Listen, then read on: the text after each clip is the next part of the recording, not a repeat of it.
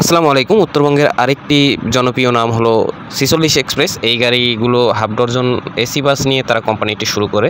নিয়মিত ভালো সার্ভিস দেওয়ার কারণে মানুষের মনে বেশ ভালোই পপুলার হয়ে উঠেছে এই কোম্পানিটি। তো এরা শুধু এসি সার্ভিস দিয়ে থাকে, এসি স্লিপার এবং ইকোনমিক্স এই সার্ভিসগুলোই দিয়ে থাকে। তারা হাফ ডজন এসি বাস নিয়ে এই কোম্পানিটি শুরু করলেও এখন প্রায় ২ ডজনের মতো তারা বাস নামিয়ে ফেলেছে অলরেডি রাস্তায়। আর এদের চাহিদাও বেশ ভালো।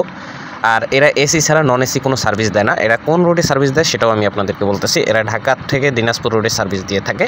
ঢাকা, দিনাজপুর, রংপুর এই রোডগুলো এরা সার্ভিস দিয়ে থাকে। তো বেশ ভালো সার্ভিস এবং আরামদায়ক হওয়াতে মানুষ খুব ভালোই পছন্দ করতেছে এই বাসটিকে।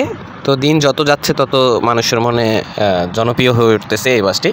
তো এটার টিকিটের মূল্যর কথা বলি যদি, সেটা অ্যাভারেজ মিনিমাম মানুষের হাতের নাগালি।